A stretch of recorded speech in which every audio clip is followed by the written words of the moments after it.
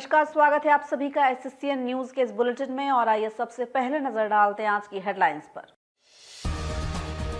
Jamshedpur court हाजत का ventilator काटकर 2 कैदी फरार। कदमा में बाइक छिनतई के मामले में न्यायिक हिरासत में भेजे गए थे दोनों।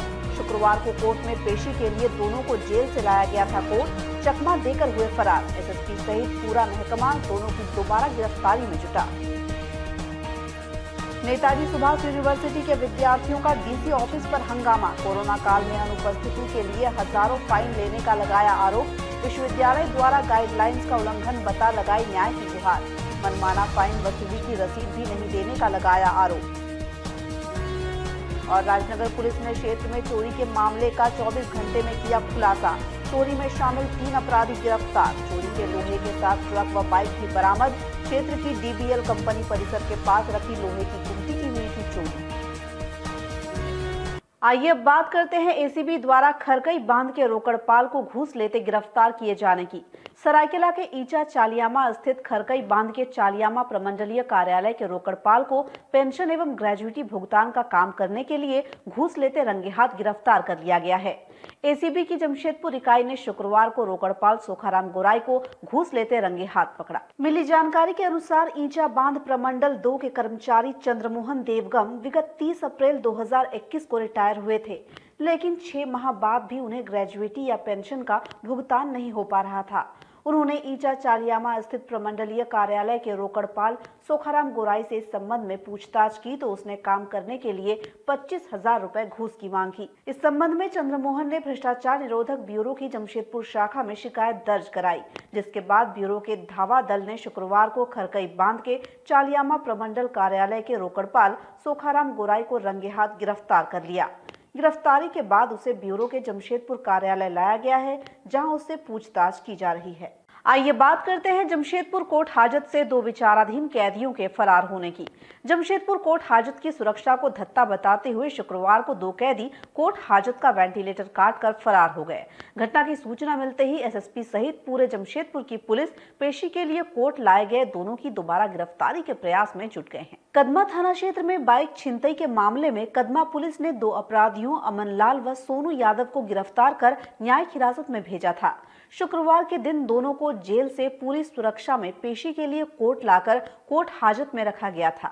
दोपहर 1:45 बजे के करीब दोनों हाजत का वेंटिलेटर काटकर फरार हो गए। उनके भागने की भनक लगते ही पूरा पुलिस महकमा उनकी दोबारा गिरफ्तारी के प्रयास में जुट गया है। एसएसपी डॉक्टर एम तमिलवरन ने कोर्ट हाजत से 2 विचाराधीन कैदियों के फरार होने की बात स्वीकार करते हुए उनकी गिरफ्तारी के लिए हो रहे प्रयासों की जानकारी दी। उन्होंने कहा कि कोर्ट हाजत की सुरक्षा के लिए जिम्मेवार सीसीआर डीएसपी से इस संबंध में जांच रिपोर्ट मांगी गई है, ताकि ये पता लगाया जा सके कि किसकी चूक के कारण ये घटना घटी। रिपोर्ट आने के बाद आगे की कार्रवाई की जाएगी। जमशेदपुर सिविल कोर्ट के हाजत से 2 कैदी फरार होने की सूचना हम लोग को प्राप्त हुई है। ये कैदी जो है कदमा थाना जो है संख्या 208 2021 का केस में मोटरसाइकिल छिनतई के लिए नामित अभियुक्त थे। इसमें मोटरसाइकिल रिकवरी भी हुआ था। उसी में इन दोनों को 27 दिसंबर को इनको न्यायिक हिरासत में भेजा गया था। ये लोग साक्षी जेल में बंद थे आइसोलेशन के रूप में। आज उन लोगों के लिए पेशी करना था, तो 1:30 बजे पुलिस पार्टी एस्कॉर्ट पार्टी उनको लेके आई और हाजत में बंद की है। और 1:45 के आसपास में ये 2 व्यक्ति जो है पीछे जेल हाजत में जो खिड़की है उसका ग्रिल है, थोड़ा उसमें जंग लगा हुआ टाइप का थोड़ा है, उसी में से ये लोग तोड़ करके दोनों भागने में सफल रहे। और जैसे ही तुरंत पुलिस को मालूम पड़ा है कि हम लोग सीनियर ऑफिसर के यहाँ पे होते हैं और हम लोग अभी इसमें सर्च रेड कर रहे हैं। और पीछे निशान है ये लोग खिड़की तोड़ के भागने का। और 20-22 साल का लड़का है, एक अमन नाम है और दूसरा का वाला है। और एक के पहले इन लोगों का क्रिमिनल हिस्ट्री नहीं है।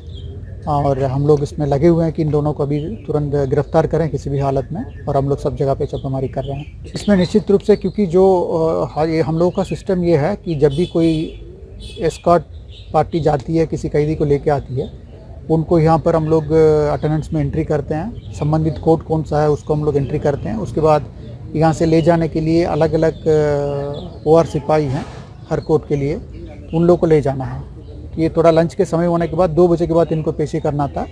तो जो वहाँ का जो पहरा का ड्यूटी करने वाले सिपाही है उनको आज तबीयत खराब था, उनका काशी बुखार था, तो थोड़ा लक्षण कोविड टाइप का था, तो इन्होंने दवाई लेने के लिए गए हैं। तो दूसरे समय उनको दूसरा डिप्यूट करना था, लेकिन वहाँ के जो प्रभारी है वो डिप्यूट नहीं किए और खुद भी वहाँ मौजूद नहीं थे। उनको पूछताछ में वो बता रहे हैं कि हम बाहर गए हुए थे पानी पीने के लिए। तो उस समय में ये लोग 5 मिनट समय मिला, उसमें ये लोग अपना भागने में सफल रहे हैं। तो इसमें विस्तृत रूप जाँच के लिए कहाँ पर चूक हुआ, किस कारण से चूक हुआ है, और बाकी कैदी है हमारे पास, सिर्फ 2 भागने के सफल रहे हैं। और डीएसपी सीसीआर जो सुरक्षा का यहाँ पर इंचार्ज है सिविल कोर्ट का, तो उनके द्वारा एक हम लोग जांच रिपोर्ट अभी मांग ले रहे हैं और उसके ऊपर हम लोग कार्रवाई करेंगे। सर ये अभी किसी कोर्ट में पहली बार जब कभी होती है, पहली बार अपीयरेंस फिजिकली होती है किसी भी केस में, और अन्य कारण जो कोर्ट आदेश देती है उसके हिसाब से ये लोग लेके आते हैं कि ये कैदी पेशी पार्टी अपने मन से नहीं किसी को लेके आ सकते हैं। किसी का जेल से बताया जाता है कि इनका आज डेट है, तो उन्हीं को हम लोग लेके आते हैं। और अब बात करते हैं राजनगर पुलिस द्वारा चोरी के मामले का 24 घंटे के अंदर खुलासा किए जाने की। सरायकेला खरसवा जिले के राजनगर थाना की पुलिस ने डीबीएल कंपनी की बाउंड्री के पास रखे लोहे की गुमटीनुमा पुराना ऑफिस में हुई चोरी के मामले का 24 घंटे के अंदर खुलासा कर लिया है। पुलिस ने इसमें शामिल 3 चोरों को गिरफ्तार कर उन्हें न्यायिक हिरासत में जेल भेज दिया है। बता दें कि राजनगर थाना स्थित डीबीएल कंपनी की बाउंड्री के पास लोहे का गुमटीनुमा ऑफिस रखा था। विगत दिनों अज्ञात चोरों ने उसकी चोरी कर ली। कंपनी के गार्ड ने इस संबंध में राजनगर थाना में मामला दर्ज कराया, जिसके आधार पर पुलिस ने पड़ताल शुरू की। राजनगर थाना प्रभारी चंदन कुमार ने बताया कि पुलिस टीम ने तत्काल छापामारी कर अजय सिंह नामक युवक को धर दबोचा, जबकि उसके 2 साथी दीपक प्रकाश गुप्ता और पिंटू कैवर्थ बाइक और 407 लेकर वहां से फरार हो गए। हालांकि गिरफ्तार अजय सिंह की निशानदेही पर बाद में उन दोनों को भी चोरी के सामान, 407 वाहन और बाइक के साथ गिरफ्तार कर लिया गया। उन्होंने बताया कि गिरफ्तार अपराधियों में से अजय सिंह और दीपक प्रसाद जमशेदपुर के मानगो थाना क्षेत्र के निवासी हैं, जबकि पिंटू कैवर्थ राजनगर का ही रहने वाला है। पुलिस ने उनके पास से गैस सिलेंडर, कटर, चोरी का लोहा लदा 407 वाहन और एक बाइक भी बरामद किया है। गिरफ्तार तीनों अपराधियों ने घटना में अपनी संलिप्तता भी स्वीकार कर ली है। कल रात करीब 8 बजे के आसपास डीबीएल कंपनी के सुरक्षा गार्ड के द्वारा सूचना दिया गया था कि कुछ व्यक्ति के द्वारा उसके साइट में रखा हुआ लोहा का चोरी किया जा रहा है। उसके बाद हम लोग अपना टीम के साथ तुरंत वहां पे पहुंचे। पहुंचने के बाद वहां के सुरक्षा गार्ड के द्वारा बताया गया कि बाकी सब तो भाग गए, लेकिन एक पकड़ाया हुआ था। पकड़ाए हुए व्यक्ति के पास से एक गैस कटर और कुछ लोहा का सामान बरामद हुआ उसके पास। उसके निशानदेही पे फिर हमने छापामारी किए। छापामारी के दौरान जो भागा हुआ व्यक्ति 2 था, वो दोनों पकड़ाया। उसके बाद उसके पास से 407 गाड़ी में लदा हुआ लोहा एवं एक बाइक, जो कि बाइक भी चोरी का ही था, बरामद किए। टोटल 3 लोग की गिरफ्तारी हुई है। हाँ, दोनों को जेल भेज दिया गया। पिंटू कैवर्थ नाम का आदमी है, वो कुज्जू गांव का है।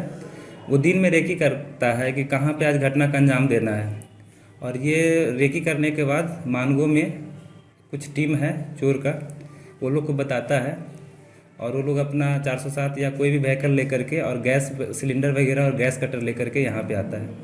उसके बाद घटना का अंजाम देता है। अभी पिछले बार एक बार और इस टाइप का घटना का मतलब कि सूचना मिला था, इसके चलते हम लोग उधर के सुरक्षा गार्ड को अलर्ट किए थे, उसका अंजाम आज है। और अब बात करते हैं नेताजी सुभाष यूनिवर्सिटी के विद्यार्थियों द्वारा डीसी ऑफिस पर हंगामा किए जाने की। नेताजी सुभाष यूनिवर्सिटी के स्नातक के विद्यार्थियों ने शुक्रवार को डीसी ऑफिस पहुंचकर विश्वविद्यालय प्रबंधन पर मनमाना फाइन वसूलने का आरोप लगाते हुए न्याय की गुहार लगाई। उनका आरोप था कि विश्वविद्यालय द्वारा उनसे कोरोना काल में हुई अनुपस्थिति के एवज में 8 से 20,000 रुपए तक फाइन वसूला जा रहा है, जो गलत है। पढ़ने वाले बच्चों का खून चूसना बंद करो। पढ़ने वाले बच्चों का खून चूसना बंद करो। आर्थिक दोहन बंद करना होगा। आर्थिक दोहन बंद करना होगा। जमशेदपुर से निकट पोखारी स्थित नेताजी सुभाष यूनिवर्सिटी के ग्रेजुएशन 3rd सेमेस्टर के विद्यार्थी शुक्रवार सुबह डीसी ऑफिस पहुंचे। विद्यार्थियों ने विश्वविद्यालय प्रबंधन पर उनसे मनमाना फाइन देने का दबाव बनाने का आरोप लगाते हुए जिला प्रशासन से न्याय दिलाने की मांग की। विद्यार्थियों का आरोप था कि विश्वविद्यालय उनसे कोरोना काल में हुई अनुपस्थिति के एवज में 20,000 रुपए तक फाइन जमा करने का दबाव डाल रहा है। मध्यम वर्ग के विद्यार्थी होने के कारण वे एक साथ इतनी बड़ी रकम कहां से जमा करा पाएंगे। उनका कहना था कि उन्हें पहले कहा गया कि उनके अभिभावक राजी हो तभी वे कॉलेज आए और अब उसी अनुपस्थिति के लिए फाइन वसूला जा रहा है, जो सरासर गलत और कोरोना की गाइडलाइंस का खुल्लम खुल्ला उल्लंघन है। थर्ड सेमेस्टर के विद्यार्थियों मुस्कान, अंकिता शर्मा, अनिरुद्ध एवं अक्षय ने कहा कि उन्हें प्राध्यापकों ने कहा था कि कोरोना काल में उपस्थिति अनिवार्य नहीं है। सरकार ने भी ऑफलाइन क्लासेस में उपस्थिति की अनिवार्यता खत्म कर दी थी। उसके बाद उनसे अनुपस्थिति के लिए 20,000 रुपए तक फाइन वसूला जाना गलत है। गवर्नमेंट ने साफ मना किया था कि कॉलेज नहीं आना, फिर भी हमारा कॉलेज खोल के रखा था और अब अगर एडमिशन का मतलब कि एब्सेंस का वो लोग हमसे फाइन चार्ज कर रहे हैं 10,000, 15,000, 20,000 तक भी चार्ज कर रहे हैं। ये सही बात नहीं है। नहीं, रिसिप्ट भी नहीं दिया जाता, किसी चीज का रिसिप्ट नहीं है हम लोगों के पास। हम लोग को रिसिप्ट ऑफिशियल नोटिस भी आता है, ग्रुप में कोई ऑफिशियल नोटिस नहीं आता है। दिक्कत यही है कि हमें जब अगस्त और सितंबर के टाइम कॉलेज बुलाया गया था, उस वक्त गवर्नमेंट ने किसी तरह का अलाउंस नहीं दिया था कॉलेज खोलने का। उसके अलावा कॉलेज हमें क्या बोलती है कि आप यूनिफॉर्म में नहीं आएंगे कॉलेज। क्यों? शायद कॉलेज को इस बात को छुपाना है या दबाना है, इसीलिए। और क्लास में सर लोग आके ये भी बोले थे अगर आपको माइल्ड फीवर है, अगर आपके पेरेंट्स अलाउ नहीं कर रहे तो कॉलेज मत आइए। अटेंडेंस जरूरी नहीं है, आपका हेल्थ जरूरी है, ठीक है, अटेंडेंस जरूरी नहीं है। तो ये बात जब उस वक्त बोला गया था, तो अभी जब हमारा रजिस्ट्रेशन हो रहा है एग्जाम का, तब हमसे 5,000, 8,000, 10,000, 20,000 तक का फाइन क्यों लिया जा रहा है? और इन लोग कुछ रिसीट भी नहीं दे रहे उसका, और ना ही कोई हिसाब बता रहे कि क्यों इतना फाइन ले रहे हैं। तो ये तो गलत बात है ना। हम लोग मिडिल क्लास फैमिली से हम लोग इतना फाइन कहाँ से देंगे? ऊपर से हमें चार्ज किया जा रहा है कि 2,000 रजिस्ट्रेशन फीस है, एक दिन भी लेट होगा तो 500 और एक्स्ट्रा लगेगा। तो ये सब तो गलत बात है ना। ठीक है, मैं थर्ड सेमेस्टर का बीबीए का स्टूडेंट हूँ। ठीक है, हाँ, कॉलेज गवर्नमेंट के द्वारा किया गया था कि हमारा कॉलेज नहीं, कोई भी कॉलेज नहीं खुला हुआ था झारखंड का। लेकिन उस टाइम में अगस्त, सितंबर, अक्टूबर जो भी टाइम चल रहा था, उस टाइम हम लोग को कॉलेज बुलाया गया। कॉलेज बुलाने के बाद सबसे पहले बात कि कॉलेज आपको बुला रहा है, कॉलेज बोल रहा है, कॉलेज प्रशासन में ये मेंशन किया गया कि आप कोई भी ड्रेस में नहीं आएंगे। तो इसका मतलब ये ना होता है कि आपको प्रचार नहीं करना है, ठीक है, और सबको पता नहीं चलना चाहिए। और आपसे ये भी कहा गया कि कोई पूछेगा तो बोलिएगा कि आप 12th के स्टूडेंट हैं, ठीक है। और आज हमारी जो अटेंडेंस का फी है, अटेंडेंस का जो फाइन है, वो 10,000, 20,000 रुपया बना करके दिया जा रहा है। 2 दिन पहले बताया जा रहा है, ठीक है। तो जब ये चीज मेंशन ही नहीं हुआ तो आप क्यों हम लोग को मतलब ये चीज परेशान किया जा रहा है? हम लोग को फाइन लिया जा रहा है 5,000, 10,000, 15,000 करके, और बोला जा रहा है कि जब तक आप फाइन नहीं भरिएगा तब तक आपको एग्जाम नहीं दिया जाएगा।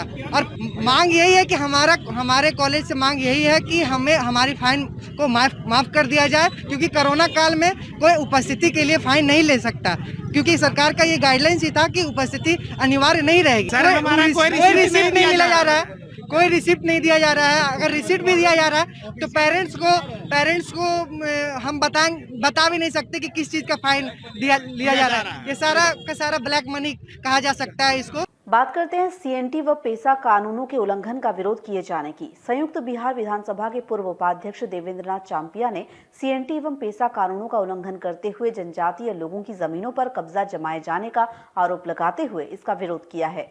उन्होंने कहा है कि नियमों का इसी तरह उल्लंघन जारी रहा तो इसके विरुद्ध जोरदार आंदोलन चलाया जाएगा। सरायकेला जिला अंतर्गत चांडिल के जायदा में भारतीय आदिम परिषद की बैठक सह संगोष्ठी आयोजित हुई।